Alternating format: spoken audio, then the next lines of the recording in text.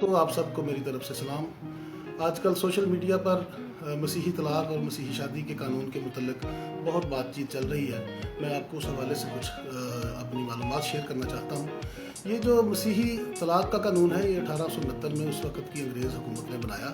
اور اس کے بعد مسیحی شادی کا قانون 1872 میں بنایا گیا۔ اب یہ تقریباً 150 سال سے یہ قانون لاگو ہے اور اس میں طلاق کی گنجائش بھی موجود ہے۔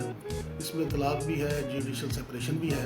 اور یہ بائبل کا قانون بائبل نہیں ہے بلکہ یہ ایک قانون ہے جو اس وقت کی حکومت نے بنایا، اور اب بھی جو موجودہ حکومت وقت ہے انہوں نے اس میں ریفارمز لانے کا سوچا ہے۔ تو اسی وجہ سے کہ حکومت نے اپنی اس ذمہ داری کا احساس کیا ہے کہ پاکستان میں رہنے والے مسیحی جو شہری ہیں وہ اس قانون کے واضح نہ ہونے کی وجہ سے شدید مشکلات کا شکار ہیں، اور آپ دیکھ رہے ہیں کہ طلاق تو ہو رہی ہے، طلاق تو جو پنچایتوں میں ہو رہی ہے وہاں پر گواہان سائن کر رہے ہیں، طلاق تو مذہب کی تبدیلی کے عمل سے گزر کر بھی طلاق کا عمل ہو رہا ہے۔ تو جب یہ سب کچھ ہو رہا ہے تو کیوں نہ قانون کو ہی اتنا بہتر بنا دیا جائے کہ اس کے عمل میں آسانی ہو۔ میں بطور وکیل آپ کو بتا سکتا ہوں کہ جو پہلے سے موجود ہے طلاق کا قانون وہ کسی بھی طرح سے نہ مرد کی نہ عورت کی کوئی رہنمائی امداد کرتا ہے وہ طلاق کے عمل کو آسان بنا سکے۔ اس میں زنا حرام کاری کے الزام پر طلاق حاصل کی جاتی ہے جو کہ ثابت کرنا انتہائی مشکل بلکہ ناممکن ہے، اور میں یہ جانتا ہوں کہ جتنے بھی سول کورٹس کے فیصلے ہیں جس میں طلاقوں کا عمل ہوا، طلاق دی گئی، منظور کی گئی، ڈکری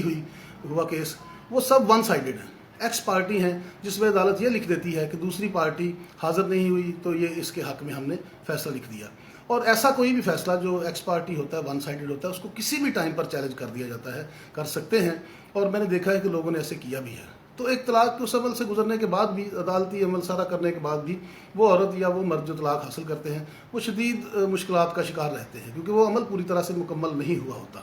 اس طرح سے اسی لیے لوگوں نے پھر سماج، چونکہ آپ کو پتہ ہے سماج نے تو رسپانس دینا ہوتا ہے، جو اس معاشرے کے ارکان ہیں اگر وہ کسی مشکل کا شکار ہے تو سماج نے کوئی نہ کوئی حل دینا ہوتا ہے، اور وہ حل پنچایتوں میں طلاقیں ہو رہی ہیں، تبدیلی مذہب کے عمل سے گزر کر طلاقیں ہو رہی ہیں۔ اس طرح سے یہ سارا کچھ ہو رہا تھا جو کہ بالکل غیر قانونی ہے اور اس کو کہیں پر بھی چیلنج کر دیا جاتا تھا۔ تو اب جو کرسچن میرج ایکٹ اور کرسچن ڈیورس ایکٹ 2019 وفاقی کابینہ نے منظور کیا ہے، اس میں اس عمل کو آسان کیا گیا ہے۔ بہت ساری ایسی چیزیں تھیں جو کرسچن میرج ایکٹ میں بھی تبدیل ہونے والی تھیں، جیسے کہ اس میں ایک شک تھی کہ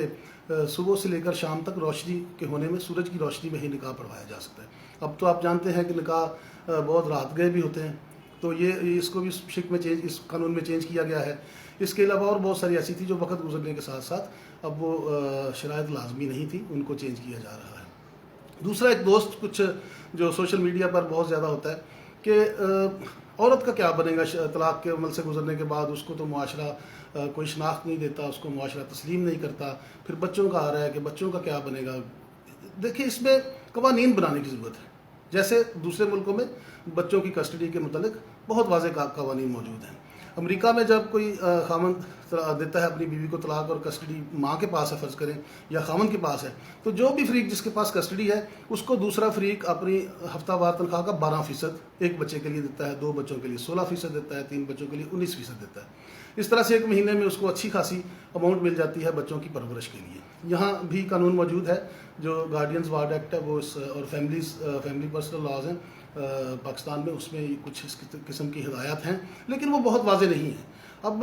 جیسے گارڈین وارڈ ایکٹ جو ہم پر بھی لاگو ہوتا ہے بچوں کی کسٹڈی کے لیے، اس میں سارے کے سارے اختیارات جج کے پاس ہیں، جج کی ڈسکریشن ہے کہ وہ جس کے پاس جس کو بھی بچہ دے دے اور جو بھی وہ فیصلہ لکھے۔ اس طرح سے جب فیملی جج کے پاس بچوں کے مینٹیننس کے لیے اخراجات کے لیے عورت کرتی ہے یا مرد دعویٰ کرتا ہے، پاکستان میں زیادہ تر عورتوں کے پاس ہی بچے رہ جاتے ہیں، تو وہ اس کی کوئی اماؤنٹ طے نہیں ہے۔ وہ کبھی جج دیکھتا ہے کہ جو بندہ جو خامند ہے اس کی آمدنی کتنی ہے، ایسے ایک اسیسمنٹ ہوتی ہے۔ ہمارے ہاں آمدنی بھی آپ کو پتہ ہے ڈاکومنٹڈ نہیں ہے، تو وہ پھر لوگ کوشش کرتے ہیں کہ ہم بتا سکیں کہ ہماری تو کوئی اتنی زیادہ آمدنی نہیں ہے، تو 2000 یا 3000 یا 2500 ایک بچے کا وہ خرچہ لگا دیتے ہیں۔ تو اس قانون کو بھی بہت زیادہ واضح ہونے کی ضرورت ہے تاکہ بچوں کا جو مستقبل ہے وہ محفوظ کیا جا سکے، کیونکہ آپ دیکھیں طلاق تو ہونی ہے، جس نے اکٹھے نہیں رہنا انہوں نے طلاق کے عمل سے گزرنا ہی ہے۔ کوشش تو کی جانی چاہیے سوسائٹی لیول پر کہ خاندانوں کی رہنمائی ہو، ہمارے مذہبی رہنما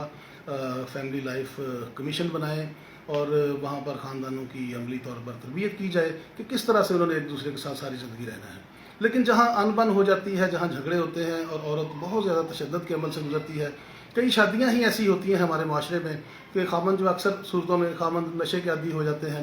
وہ خاندان کی اپنی بیوی کی کفالت کے قابل نہیں ہوتے اور اوپر سے مار پیٹ کرتے ہیں. آپ کے ارد گرد ایسے بہت سے مسائل ہوں گے، آپ خود بھی دیکھ رہے ہوں گے کہ بہت ساری شادیاں جو انفٹ ہیں. تو اس صورت میں اگر طلاق کے عمل سے گزرا جاتا ہے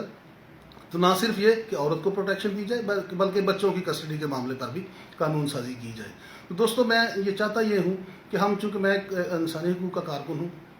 میں اسی حوالے سے بات کر رہا ہوں کہ اگر سوسائٹی میں ایک بہت بڑا طبقہ ہے ہماری کرسچن خواتین کا، وہ ایک